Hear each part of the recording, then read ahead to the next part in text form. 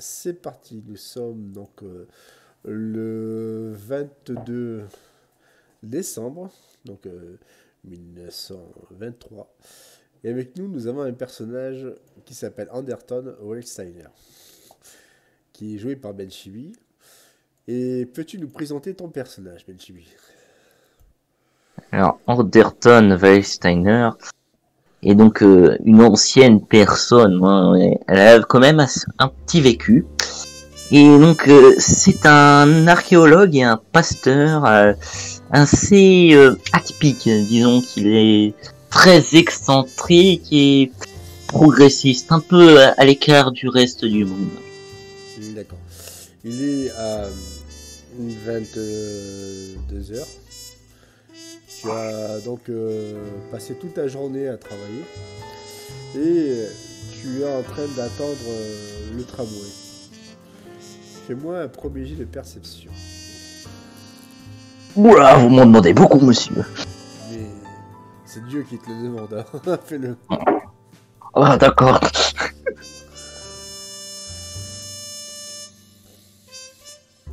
Et contre toute attente, je ne vois rien. Et tu ne vois rien. Il y a le brouillard qui est assez persistant. Et pour l'instant, par le fait qu'il fasse froid, tu ne vois rien. Cela dit, au bout de plusieurs minutes, alors que le tramway n'est toujours pas là, tu entends des sortes de bruits de pas au loin. Tu vois qu'il y a une sorte de forme d'ombre, plutôt une silhouette, on va dire, qui s'approche du quai où tu es. Que fais-tu? Eh bien, rien, ça peut arriver que des gens viennent. On est après tout en ville, c'est normal que je ne sois pas la seule personne à attendre.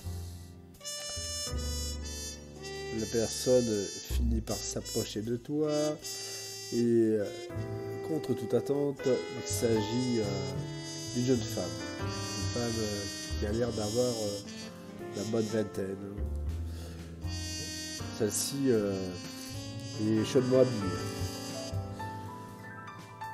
Elle te demande bonjour monsieur, auriez-vous une cigarette s'il vous plaît? Mon Dieu, mais quelqu'un de mon âge, une cigarette, mais vous croyez quoi, hein? Je ne suis pas du genre à me laisser mourir un petit feu, hein, comme ces petits jeunes là qui prennent leur cigarette là dans le métro.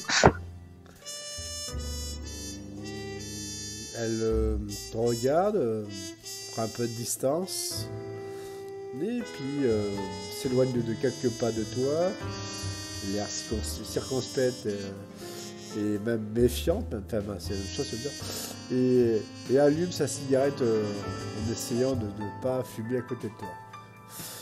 Le tramway finit par arriver.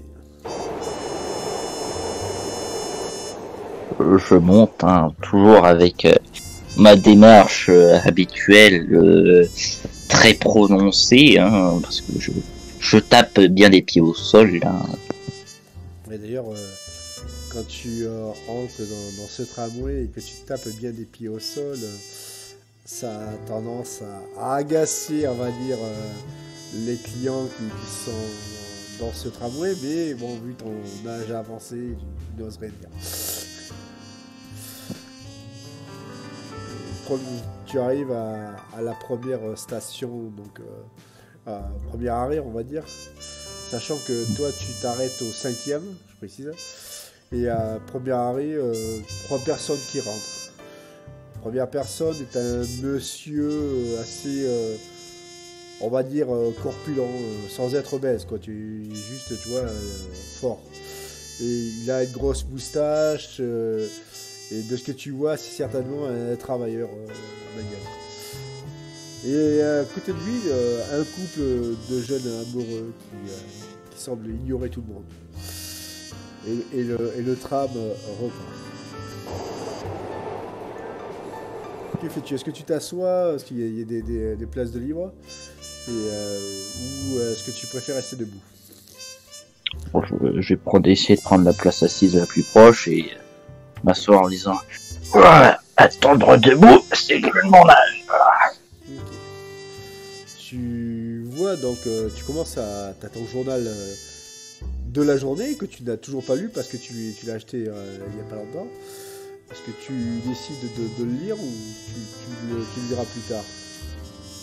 Oh bah, bien sûr, hein, mais toujours très attentif à ce que fait le tram quand même. Tout à fait. Donc on arrive au deuxième arrêt, mais pour l'instant ça va, t'as encore pas d'arrêt. Au niveau des articles, rien de bien méchant. Si ce n'est qu'il y a eu un attentat à la bombe en centre-ville. Qui a, on va dire, touché le musée d'histoire naturelle. Ce qui te choque au plus haut point. Non mais qu'est-ce que c'est que ça, hein? Attaquer un musée, quoi. Le summum de l'art est toujours dans ce genre de bâtiment. Les gens s'en foutent de nous. En train de secouer le journal. Oui, tu vois, tu l'agites frénétiquement et tu vois surtout les prolos de base, enfin sans vouloir faire mon droit tard, hein, te regarder avec défiance. Tu vois une mamie qui te regarde, qui te fait un regard, on va dire, compatissant et même limite amical. Et tu finis par arriver à ton arrêt, donc le 7e arrêt. La porte s'ouvre. Non, je descends, offusqué et de mauvaise humeur après avoir appris cet attentat, ce crime. C'est outrant. Ok, donc tu es à quelques mètres de la rue où se trouve ta maison. Fais-moi notre jet de perception.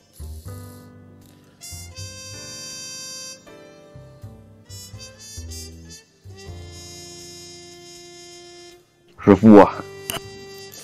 Et tu remarques que la femme qui t'avait demandé cette fameuse cigarette s'arrête à une maison qui on va dire, à deux pas de la tienne. C'est pas ton voisin direct, mais le voisin d'à côté.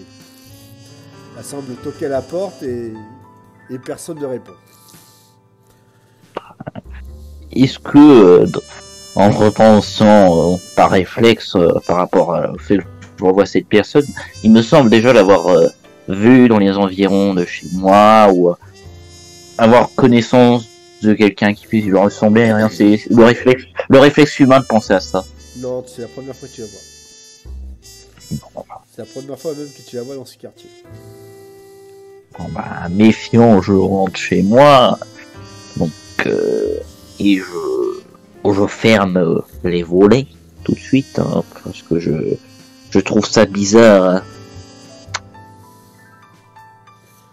Tu fermes les volets, tu as ta femme de ménage qui arrive. Monsieur le révérend, tout va bien? Est-ce que votre journée a été agréable? Agréable. Le début, oui. L'après-midi, oui. Mais là, mon retour, j'ai vraiment offusqué de par cet attentat dans le journal. Vous l'avez vu? Non, je n'ai pas eu le temps de... Je vais finir mon service, donc je n'ai pas eu le temps d'aller voir, d'acheter les journaux. Ah, certes. Oh, ma mémoire. Elle a habitué, elle sait que tu es, comment dire, absorbé par tes études, et donc du coup, elle n'en tient pas compte. Donc, de toute façon, ça fait 5 ans qu'elle est à ton service, ça va. Bon. Et vous? Non, ça va, oui, j'avais oublié de vous dire, il y a une personne qui a sonné à 10h de l'après-midi et elle m'a laissé un message pour vous. Elle te passe donc un papier et donc tu prends le papier. Est-ce que tu le lis de suite ou tu vas t'asseoir dans ton bureau pour le lire? Non, je continue à parler, je dis une personne. Quel genre de personne? Eh bien, c'était un homme il m'a pas dit son nom, il m'a juste dit que c'était urgent, que vous deviez le recontacter. Oui, ça. Peut-être un rapport avec mes recherches. Merci bien. Bonne soirée. Et donc du coup, ta bonne femme de ménage te salue et elle part donc se changer parce qu'elle va pas rester en habit de soubrette. Et donc tu as ce fameux papier qui est, on va dire, c'est quelques lignes. Je commence à lire. D'abord, tu reconnais l'écriture. C'est ton ami Gordon Hardin. Gordon, qui est un ami de longue date. Vous connaissez depuis au moins 30 ans. Dans ce papier, il est dit que certains artefacts sont en danger, des artefacts très puissants, très dangereux. Et il faut que tu le recontactes le plus vite possible pour éviter que de méchantes personnes, si on sait dire, c'est ça, aient accès à ces artefacts. Bon. Là, je relance le papier en l'air et donc je commence à m'élancer un peu comme dans le théâtre parce que j'en ai un peu fait dans la jeunesse. Et je me mets debout de violemment. Mon Dieu, il faut vite que je rentre en contact avec lui. Le monde est en danger et je me suis levé trop vite. Bon, vite, faut que j'aille. Et je vais du coup aller rejoindre la cabine téléphonique la plus proche. Est-ce que tu as peut-être le téléphone chez toi, non?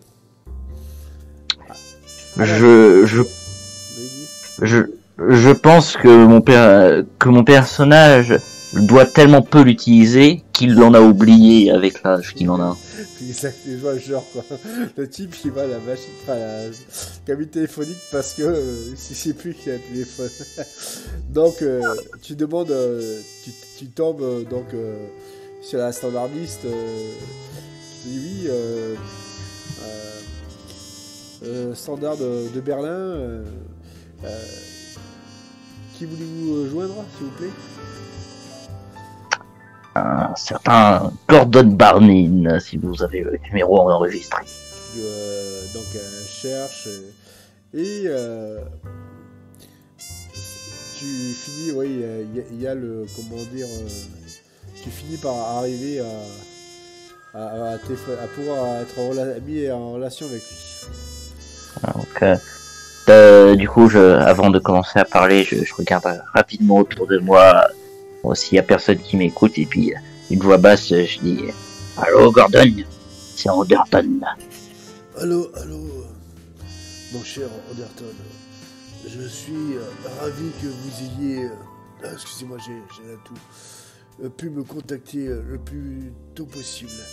Est-ce que vous pourriez être chez moi demain matin à 9h? C'est possible.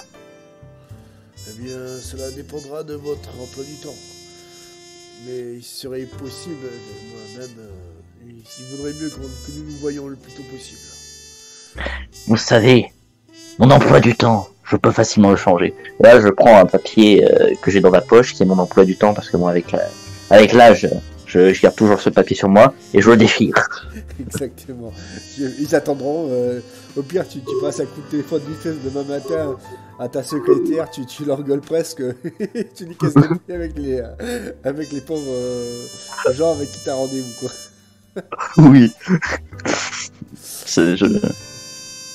De toute façon, c'est un ami de longue date qui m'appelle. Je peux très bien trouver une excuse comme quoi il est en fin de vie. Il faut quand même que il m'a demandé. Il est pas si vieux que ça. T'es même plus vieux que lui, donc. Oui, mais je peux tout simplement faire croire qu'il a un cancer. Il faut du genre. Ça doit pas être la première fois pour quelque chose qui m'est le plus urgent. Je dis une excuse pour de faux afin de rater tous ces rendez-vous, la plupart du temps inutiles parce qu'on ne veut pas financer mes recherches. C'est ça. Et quand on te reproche d'avoir à la fois la chaire de théologie et la chaire d'archéologie de l'université de Berlin.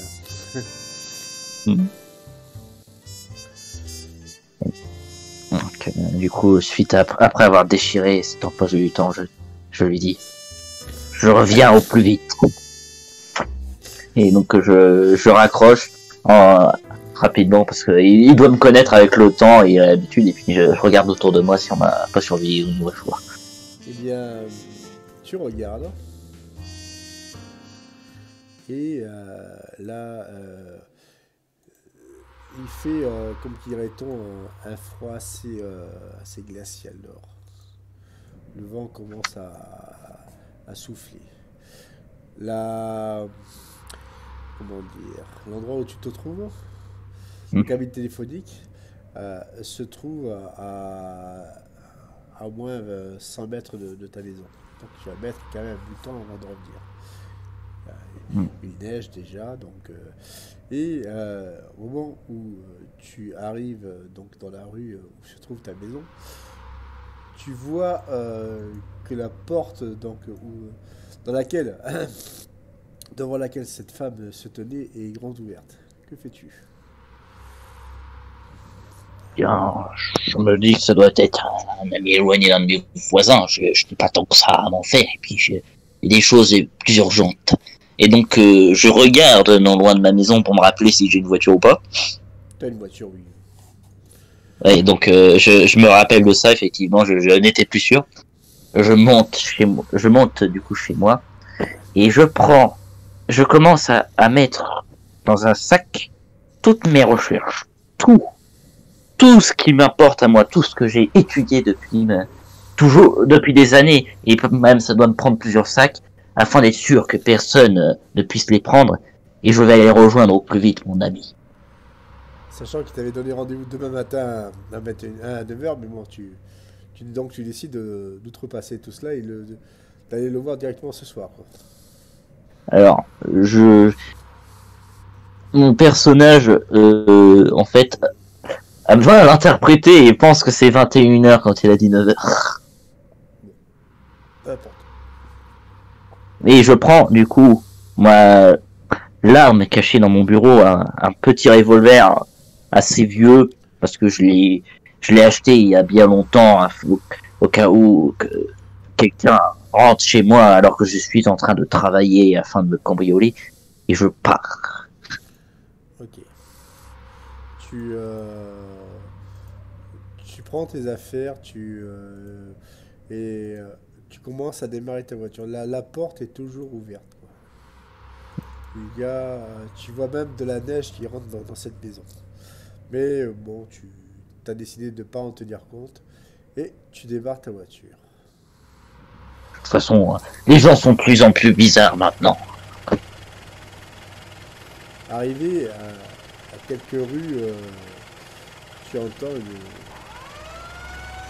la sirène de la police. Tu vois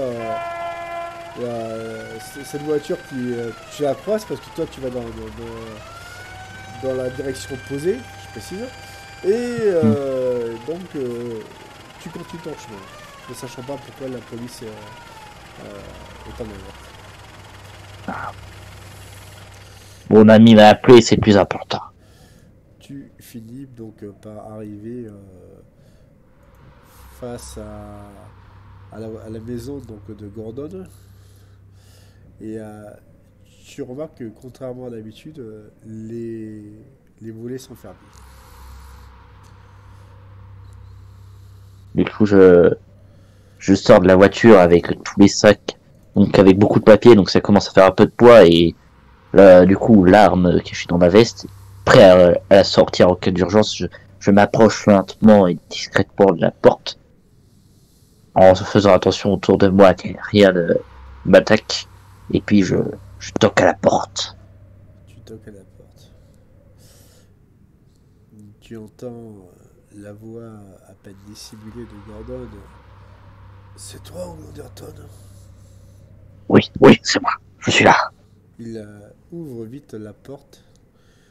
Il te fait signe d'entrer vite. Que fais-tu? Bien, j'entre. Tu rentres. Et il se dépêche de vite la refermer. Nous n'avons pas beaucoup de temps. Je pensais que tu viendrais demain matin, mais tout compte fait, c'est mieux que tu viennes ce soir. Ah bon, t'avais dit demain matin? Oui, J'ai oublié. peu importe. Viens. Euh,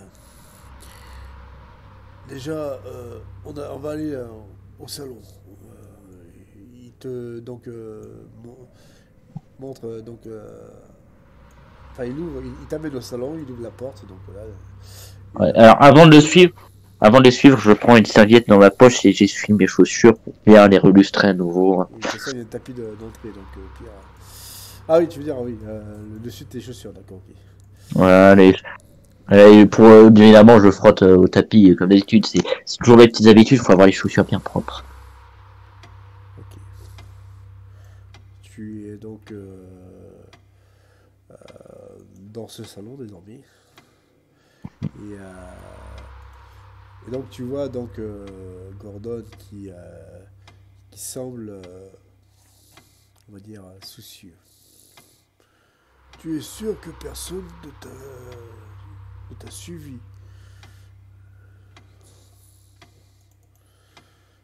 Je pense que non, mais effectivement, j'ai vu une femme qui, qui est bizarrement allée chez moi alors que je l'avais vue plus tôt, mais à mon avis, elle m'a pas suivi. Je me connais depuis le temps. Une femme qui tue. Et là, il te montre une photo et est-ce que c'est cette femme? Et il te montre la femme que tu as vue. Elle aussi, elle te surveille. Euh, Quelque chose en genre là, oui. Il y a, tu sais, cette organisation dont je t'ai parlé, eh bien, ils sont, on va dire, à ma recherche depuis quelques temps. Je pensais avoir, comment dire, dissimulé mes traces, mais cette femme, de ce que j'ai compris, serait un de leurs agents.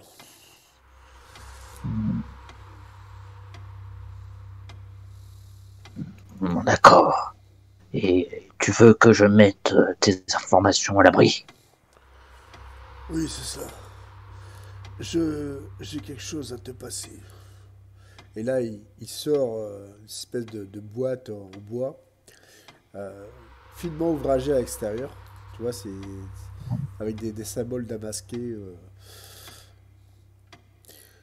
Elle vient d'un ami que j'avais qui s'appelait Victor Krugman. Malheureusement, celui-ci a disparu dans d'étranges circonstances.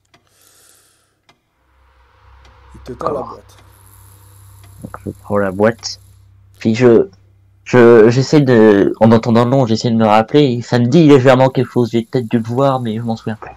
Tu l'as vu quelques fois, on va dire, euh, mais brièvement. Enfin voilà, tu vois, Voilà. tu ne le connais pas réellement. Ouais.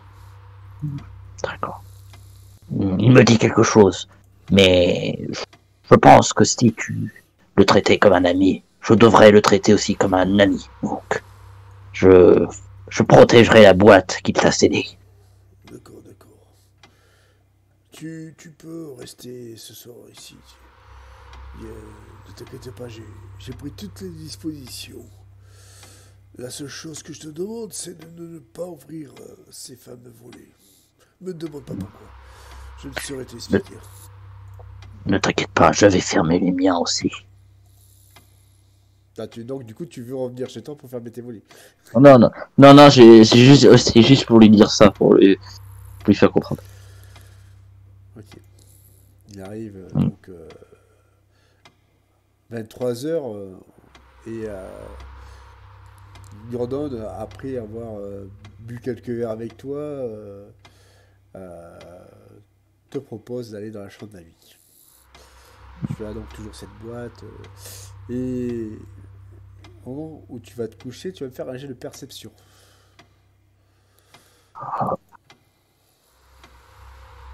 Ouh, j'ai lustré mes lunettes avant de voir ça. Eh bien, tu sens que cette boîte commence à vibrer. Je la pose sur la table de chevet et mets donc un autre papier, du moins une autre serviette, que je sorte de mon autre poche au-dessus.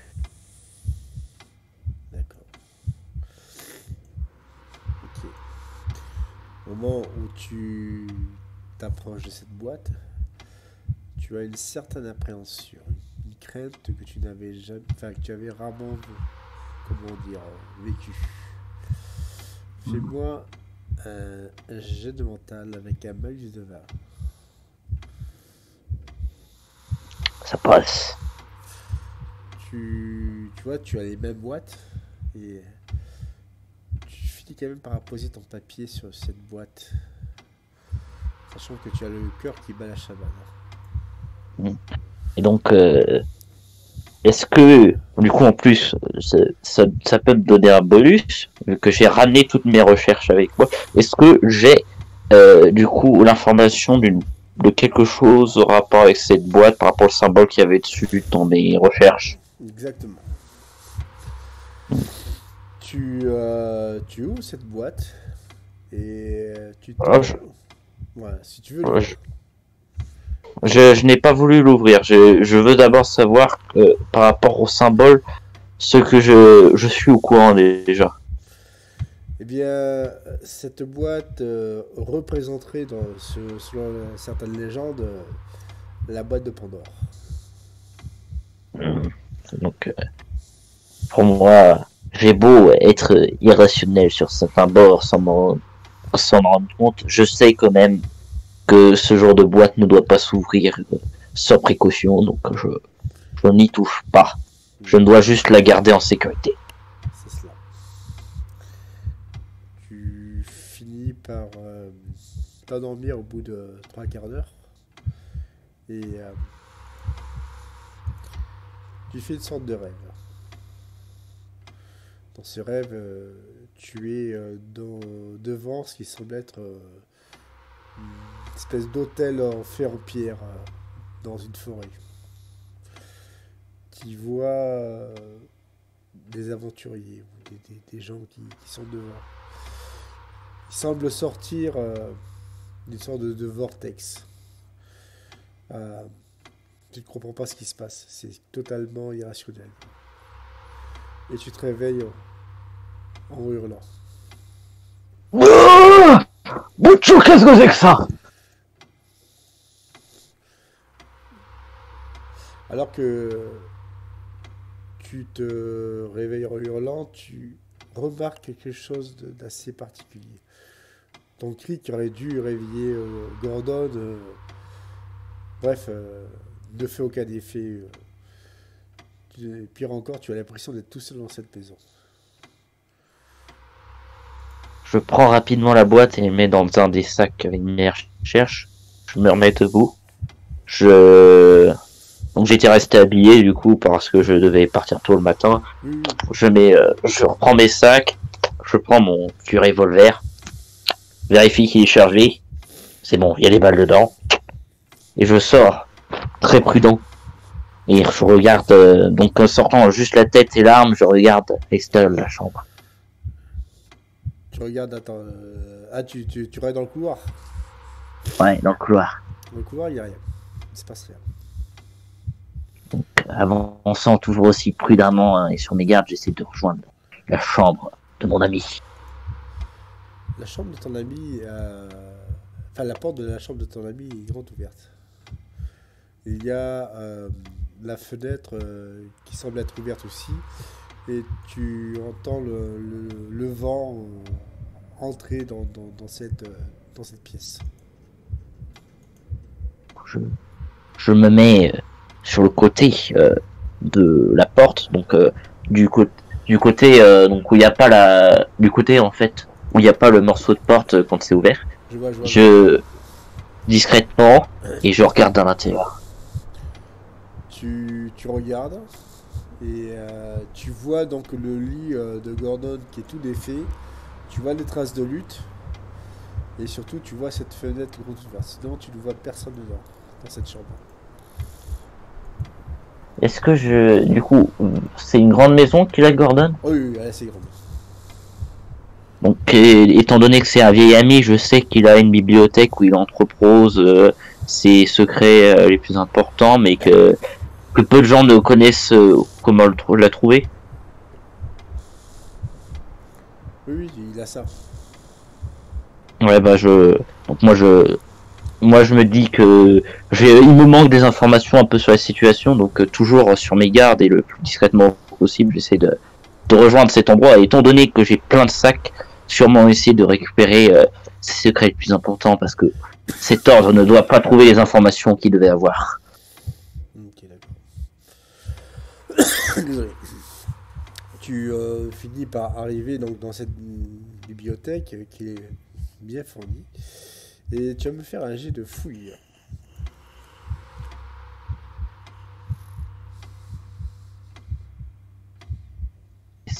Vas-y, ça prend du temps. Ça ne passe pas. Ça ne passe pas. En fait, de ce que tu vois, c'est que les livres qui sont, on va dire, entreposés dans les étagères, dans les bibliothèques et tout ça, euh, sont des livres, on va dire, généralistes. Il n'y a pas de traces d'objets ou de livres obscurs, et encore moins de recherches personnelles. Ceci dit, tu peux me relancer un jet de fouet avec un malus de 10, euh, si tu veux. Oui. Je, de toute façon, pour moi, il faut que je cherche. Oh, ça passe. Ça passe. Euh, comment dire, l'idée de chercher dans les étagères, dans la bibliothèque, pour toi, tu trouves que c'était trop simpliste. Il va sans dire que si des adversaires entraient dans cette maison, c'est peut-être le premier endroit où ils chercheraient.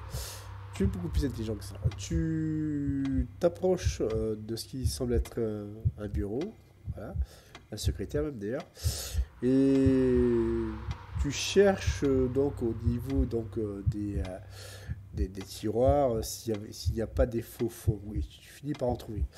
Et tu te saisis d'un couteau, tu sais, à découper donc les enveloppes, hein, une espèce de grand couteau assez long, et tu finis par ouvrir donc cette fameuse, comment dire, ce fameux tiroir, donc voilà, et, et tu trouves quelque chose d'assez intéressant. Tu trouves une sorte de dossier euh, qui t'est, on va dire, où tu vois, qui t'est adressé, où il y a marqué ton nom.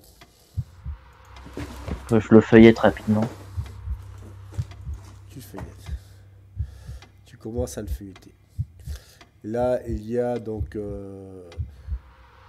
plusieurs endroits qui sont, on va dire, mentionnés. Dans un qui s'appelle l'école Saint-Martin, qui se trouve en France. Euh, Cette école est un endroit assez particulier. On y forme comment dire, des futurs investigateurs pour combattre ses ennemis, ses forces du mal. Ce qui, toi, te fait sourire. Tu as plus l'impression qu'au début, il s'agit d'une blague de collégiens, enfin d'étudiants. Enfin, bref, Ouais. tu te dis, mais qu'est-ce qui me fait Gordon, enfin, tu vois ce que je veux dire. Ouais. Ceci dit, tu retraces certains éléments qui sont donc dans ces feuillets et tu vois que au niveau des dates et au niveau des accidents qui ont eu lieu où il y a des explications surnaturelles, il y a une corrélation entre certains articles que tu avais lus dans des journaux d'événements qui auraient eu lieu en Hongrie et surtout à Vienne. Donc, voilà. Donc, du coup, là, on a HRP. Et étant donné que Gordon était donc le supérieur de Victor et d'Ivan, est-ce que je retrouve du coup des rapports adressés donc avec ces noms? Exactement. Donc, donc en soi, Ivan savait que Gordon était au commandement, il avait compris. Donc en soi, je pense, même si je ne l'ai pas dit directement, dans ses rapports, il doit avoir mentionné donc sa découverte par rapport à Hitler. Tout à fait. Il a même mentionné tout ce qui est en relation avec les Delta X. Oui. Donc moi je vois ça, donc sur le moment j'ai un choc, mais me rappelant que c'est un rapport avec tout ce que j'ai vu dans les journaux, et puis même par rapport à certaines de mes recherches archéologiques, je vois des liens, je me dis, Gordon, je vais garder le secret pour moi, pour ma vie, mais je te remplacerai. Je mets ça donc avec mes recherches, et donc je vais à la cuisine rapidement, toujours sur mes gardes. Je prends jambon, tout ça, tout ce qui peut, jambon sec, tout ce que je peux trouver qui peut tenir du temps en ration. Mais du coup, je vais en prendre le plus possible que je peux sur moi. Et je vais me diriger vers... et même, je vais aller dans son garage. Si je trouve un bidon d'essence, je prends et je vais à la voiture pour partir. Je dois rejoindre et je vais du coup rejoindre ce qui semblerait l'endroit le plus sûr dans les rapports que j'ai lus, si j'ai en feuilletant voir si c'est un endroit sûr qui a été mentionné. L'endroit le plus sûr qui est mentionné, c'est cette école qui se trouve dans le nord de la France, qui s'appelle l'école Saint-Martin. Et il avait fait une lettre pour t'inviter à voir cette école. Ceci dit, tu trouves une autre lettre. Une lettre qui est, on va dire, très bizarre. Il est fait mention d'un enfant, un certain Damien Tocquely. Celui-ci serait, au dire donc, de Gordon, une entité très puissante qui avait été confiée aux anges et revenu sur Terre serait, on va dire, bientôt confié à cette école. Mais Damien aurait disparu lors de son trajet de Lyon à Saint-Martin. Ouais, donc, moi, je prends conscience que je stresse par rapport à ça. J'ai subi le choc d'apprendre toutes ces vérités. Et je dois en plus assumer les conséquences d'avoir ces informations cruciales sur moi et que je ne dois pas les perdre. Donc, très stressé, je lance la voiture et je dis direction Saint-Martin. D'accord. Tu es donc en Allemagne. Le trajet va durer plusieurs jours, je précise. Hein.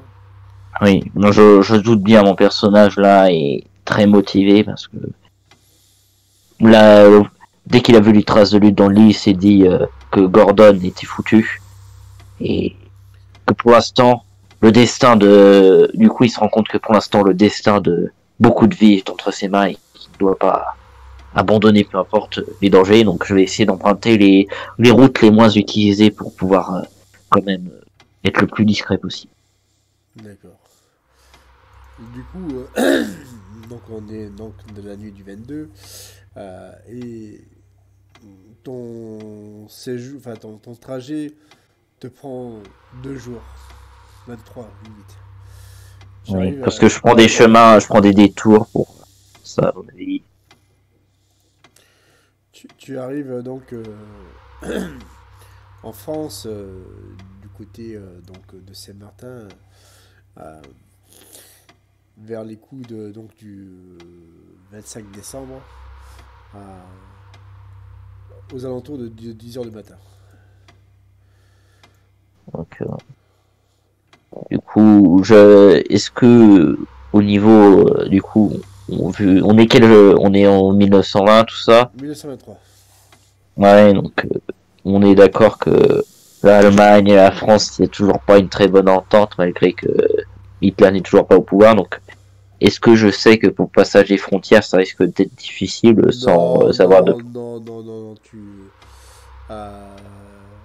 tu as réussi, on va dire, à passer, on va dire, de manière très, très prudente, parce que tu as coupé à travers certains petits chemins, tu as même traversé certaines forêts, et la chance étant que tu n'es pas tombé sur la douane locale, quoi. Mais c'est vrai que tu es en France de manière clandestine, du coup. Ouais, bah, au pire, une fois que je suis passé de l'autre côté, j'envisage ça seulement une fois avoir traversé la frontière, et puis je crée, du coup, en faisant une écriture différente que la mienne, en prenant du temps, une lettre comme quoi quelqu'un finançait mes recherches et que je vais en France pour du coup visiter certains musées afin de du coup d'étudier certains artefacts entreposés et puis comme ça si jamais je rencontre des problèmes en chemin je pourrais avoir une excuse. Au pire, tu pourras, même si c'est pas le but, hein, peut-être soudoyer quelques Oui, personnes. oui Ceci, mais hmm. Voilà, mais l'argent j'en suis limité à mon avis pour avoir de l'essence j'ai dû en dépenser oui, donc ça voilà va. donc, Tu n'es pas non plus, comme dirait-on, quelqu'un qui est, on va dire, pauvre. oui voilà mais je Tu as une fortune mieux aussi. vaut voilà mais mieux vaut économiser ce genre de choses et puis bon l'argent c'est faut regarder quoi hein, c'est oh, je suis pas là pour payer tout hein. Exactement. Donc on est d'accord, tu es à Saint-Martin Ouais et je me dirige vers Saint-Martin. tu te diriges vers Saint-Martin. Tu es donc, tu ne connais pas par contre l'adresse précise de cette école. Sachant que de ce que tu sais, c'est une école assez spéciale parce qu'elle était elle est dans une espèce de vieux manoir qui appartenait à une Russe blanche, tu vois ce que je veux dire, qui à sa mort a légué donc à Eudoxie donc ce manoir pour qu'elle puisse créer cette école. Hein. Et donc du coup tu sais juste comment dire qu'elle se trouve à Saint-Martin, mais tu n'as pas eu le temps pour jusqu'à présent de d'avoir l'adresse exacte de cette école. Donc il va falloir que tu Je, discutes avec la population locale pour savoir où elle se trouve. je, je pense que après certains de mes voyages, j'ai quand même une certaine notion d'anglais. Donc ça devrait, étant donné que c'est l'époque où ça commence à se populariser l'anglais dans le monde, Bah, j'aurais moyen de ça va, parler ton personnage il parle français couramment donc. aussi. Oui, c'est vrai que le français à cette époque-là aussi est beaucoup utilisé. Non, de ce côté t'encaisses aussi, il est polyglotte. Ouais, voilà. Donc du coup tu es donc dans ce qui semble être le bourg du village et tu vois une espèce de vieille mamie très, on va dire, euh, très typée. Une femme qui a l'air d'avoir un chignon qui est qui est assez forte et qui a surtout l'air paysanne. Bon bah du coup, j'arrête ma voiture non loin d'elle et je l'interpelle en disant excusez-moi madame, est-ce que vous pourriez m'aider quelques secondes, je vous prie. Et bonjour en fait, excusez mes manières, je les oubliais. Alors, je te montre à quoi elle ressemble là. Oui. Oui, tu vois, c'est exactement ça, quoi. Ouais. Alors, cette dame s'approche de toi, elle voit que tu as un accent étranger, limite teutonique. Parce qu'en fait, toi tu parles comme ça, mais en fait ton personnage il parle. Est-ce que c'est moi, madame? Je vous pose une question. Voilà. Voilà, je sais. Tu vois, c'est l'accent Oui, vraiment voilà. germanique à fond. Oui, alors qu'on ça fait pas longtemps que la Première Guerre mondiale s'est déroulée. Donc, Et qu'il y a eu la grippe espagnole et que voilà. Et donc, du coup, cette dame qui dit s'appeler Huguette, bonjour monsieur. Et tu vois, elle a le regard, tu vois, un regard de commère. Hein, est-ce que c'est pourquoi? j'ai rendez-vous avec la directrice d'une école ici. Donc je montre du coup le nom de l'école sur un papier que du coup j'écris moi-même à côté en français, tout ça pour pas montrer le dossier. Alors, Et tu es donc, tu demandes donc l'école Saint-Martin. ouais. Bien, mon cher monsieur, mais vous êtes à côté de l'école Saint-Martin, l'école municipale Saint-Martin. Allez, bonne journée à vous. Merci, désolé, excusez-moi. Et du coup, Tu arrives devant cette école municipale, mais en fait, c'est l'école municipale avec les petits-enfants. C'est pas l'école de, Ouais. de l'investigateur. Euh, bon, du coup, je récupère le dossier, je recherche les pages en rapport avec l'école parce que j'avais feuilleté, donc j'avais pas fait très bien attention et je le regarde plus en détail. Alors, essaies de trouver, en fait, l'adresse exacte donc, de cette école. Et, et c'est vrai que il y a marqué, il n'y a pas marqué l'adresse en question, mais il y a une petite, comment dire, annotation où il est marqué La Villa Rouge.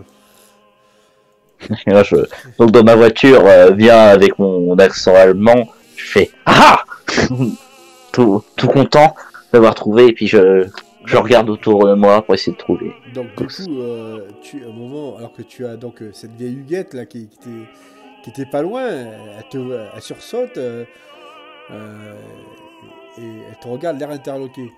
Il se passe quelque chose, mon cher monsieur? Non, non, rien. J'ai juste trouvé ce que je cherchais. Merci bien pour votre aide et une très bonne journée.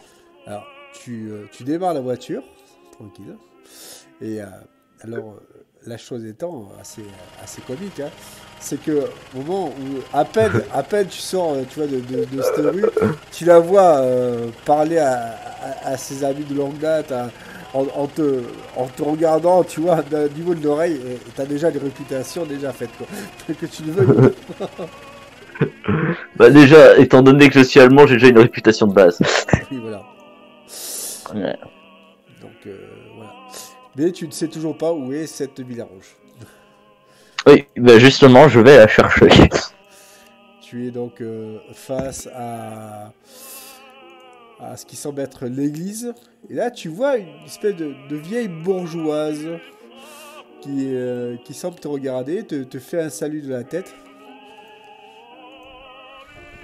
Je la regarde fixement avec en redressant mes lunettes, mais d'un regard perçant, Et, très méfiant et et donc, du coup, elle te dit, tu vois, alors que tu roules lentement à côté. Bon, mon cher monsieur, tu veux chercher quelqu'un? est-ce je dis bonjour, madame. J'aurais besoin d'informations concernant une certaine villa rouge dans cette ville. Pourriez-vous m'aider? Alors, du coup, elle réfléchit et elle se présente. Alors, je vais te dire son nom de ce personnage.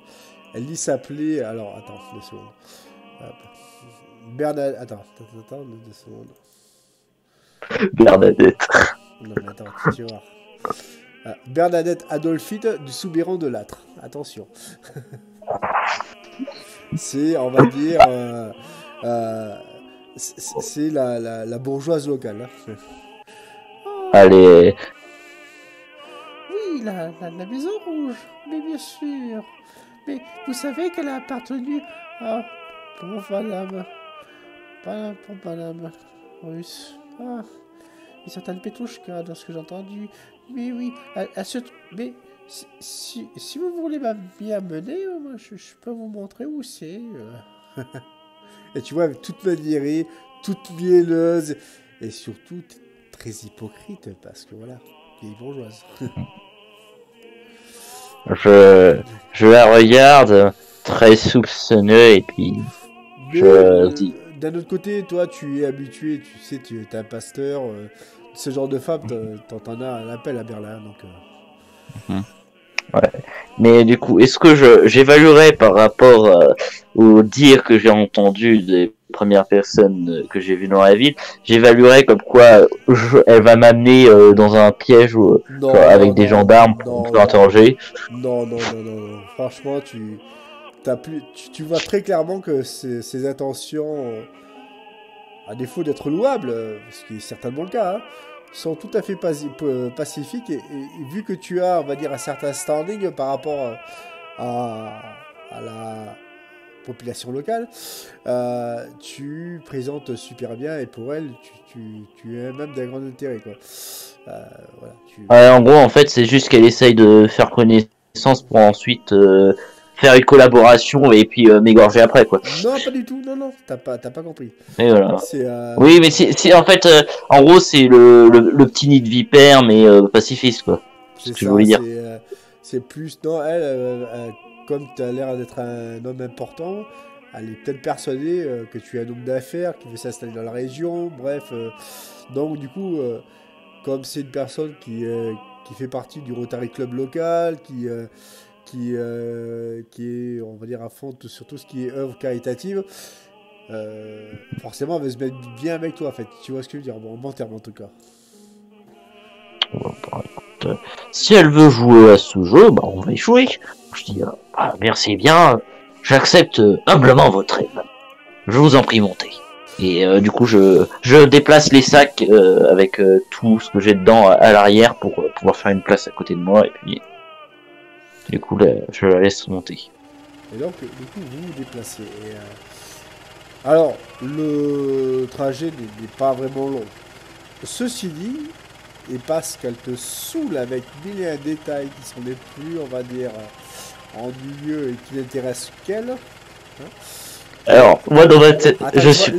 Laisse-moi finir, s'il te plaît. Ouais. Et donc, tu as l'impression que ce trajet dure une éternité. Voilà. Alors, moi, je marmonne dans mon coin. Et ces gens qui nous saoulent en disant tout ce qui leur intéresse, alors que nous, on s'en fiche, franchement, ils devraient mériter de plus exister.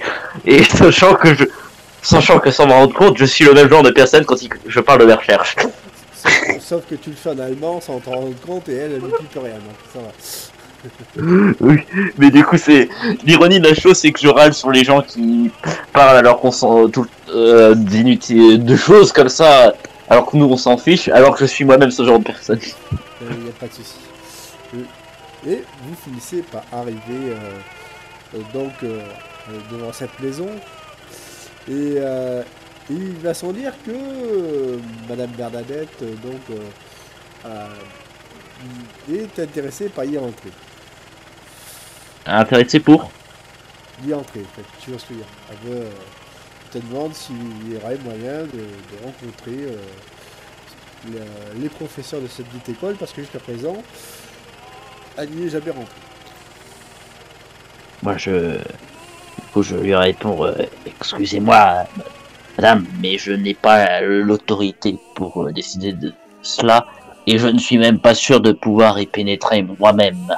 Donc, je vous remercie bien pour votre aide, mais effectivement, si j'arrive à mes fins, à pouvoir, du coup, discuter avec la personne dirigeant les lieux, j'envisagerais peut-être de mettre quelques mots à votre effigie.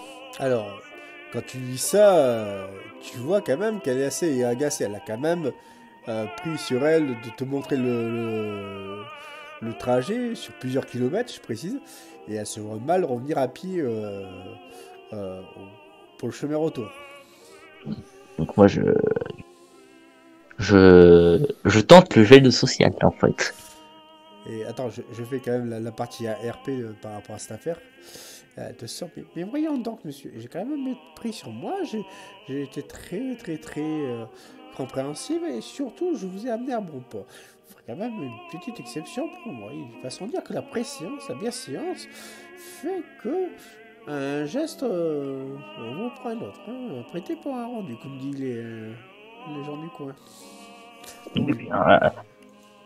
Bien, madame, je ne peux rien vous garantir. Moi-même, je ne sais pas ce qui va t'arriver dans mon cas. On va faire tous les deux un jet social, du coup.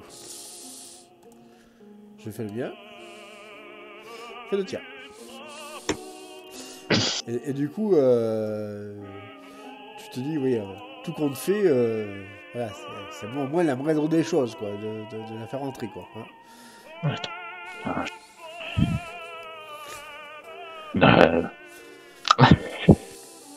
Donc je commence à stresser en tremblant un petit peu d'énervement sur la situation parce que je ne sais pas comment réagir. Puis me vint une idée. Je dis bah bien, suivez-moi. Je vous remercie. Je vais essayer de faire quelque chose. Alors, tu arrives donc devant le portail d'entrée, il y a une espèce de grande cloche, tu vois. Ouais. Tu, Par contre, je reprends tous mes sacs. Non, mais il n'y a pas de souci. Évidemment. Tu prends donc cette fameuse, tes fameux sacs, et tu actionnes la cloche, évidemment. Pas laisser Madame Bernadette, Adolphine et j'en passe faire un acte d'obéissance. Et tu as donc un homme qui arrive, une sorte d'homme, la trentaine passée. Euh, Bonjour, messieurs, dames, que me vaut le plaisir de votre venue? Je me présente Anderton Weissteiner, je suis archéologue allemand. Je suis venu vous parler avec la personne dirigeant cet établissement par rapport à un sujet assez spécial de mes recherches concernant des objets, des artefacts assez inhabituels. Donc je mets quand même l'accent sur le mot inhabituel. Ah, quand tu dis cela, tu as donc Bernadette Adolphine du Soubirant de Lattre qui te regarde avec le plus grand intérêt.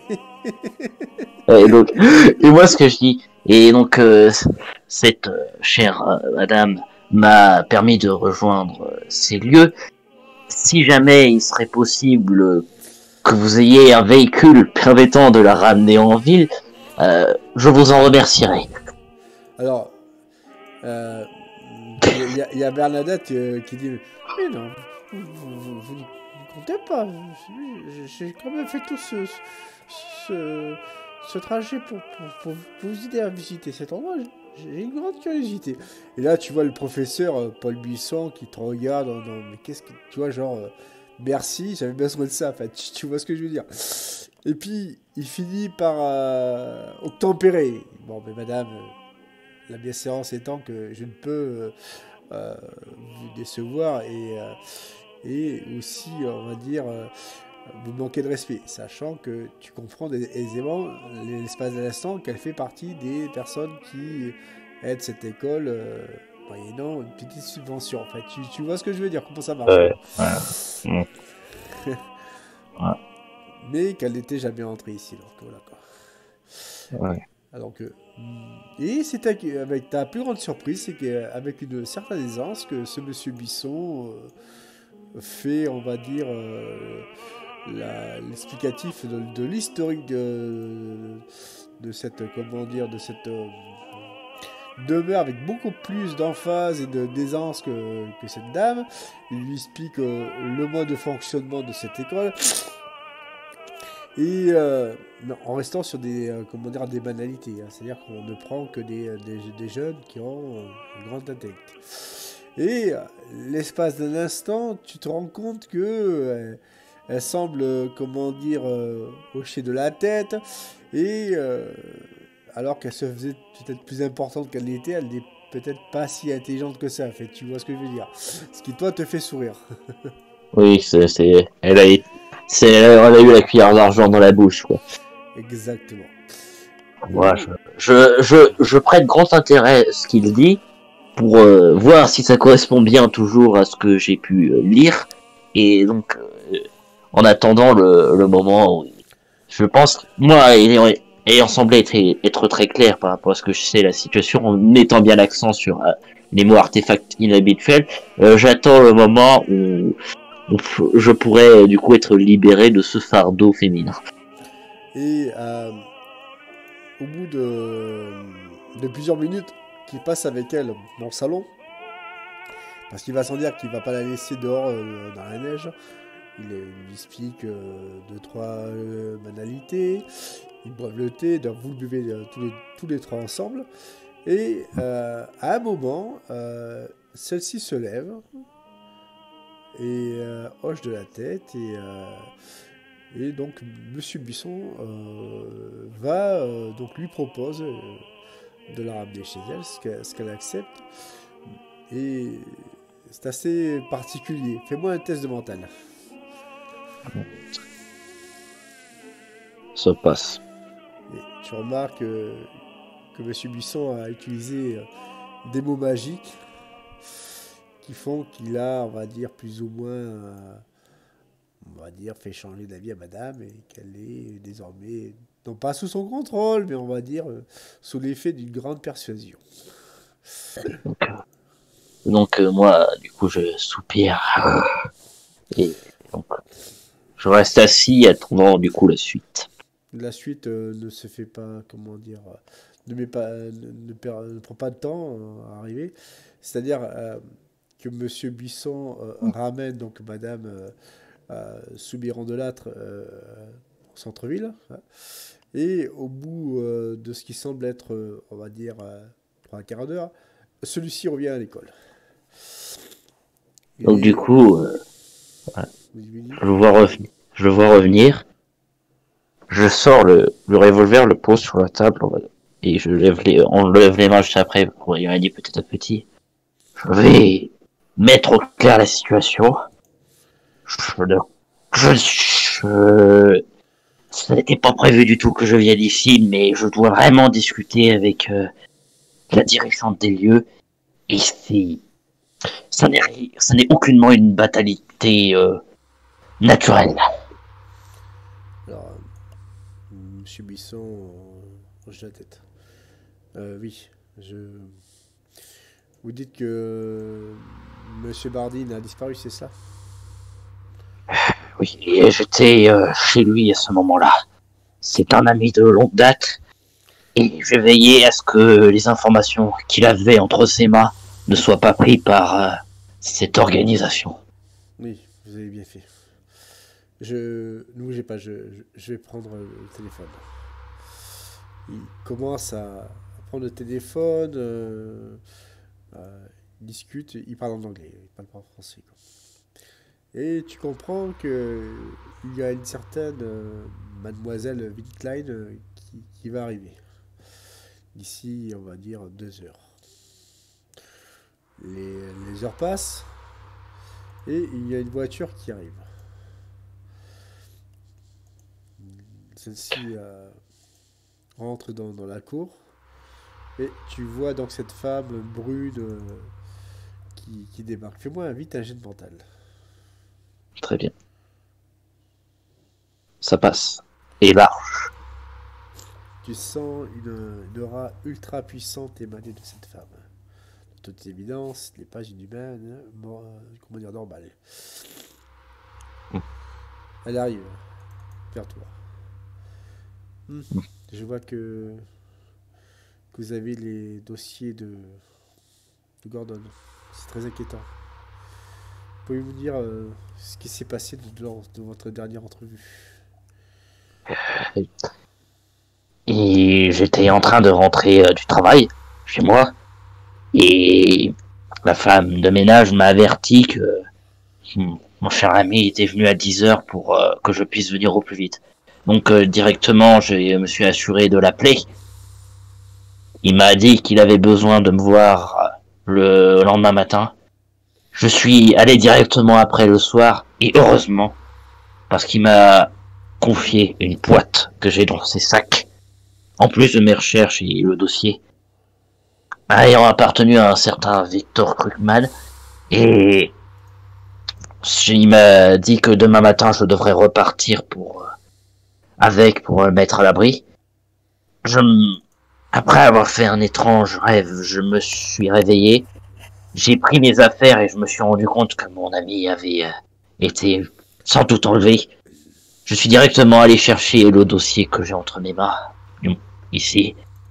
Donc je tiens très profondément au niveau de mon torse, fortement. Et j'ai rejoint les lieux au plus vite. Vous avez bien fait. Elle te met la main à l'épaule. Fais-moi vite un jet de mental. Très bien. Ça ne passe pas de peu. Tu, tu l'entends marmonner quelque chose à ton oreille. Vous ne savez rien. Monsieur Bardine a juste pris des vacances. Dans votre, comment dire, votre crise de panique, vous avez traversé l'Allemagne puis la France, mais vous allez rentrer chez vous. Avec, je précise, un cadeau que vous a donné Monsieur Bardine.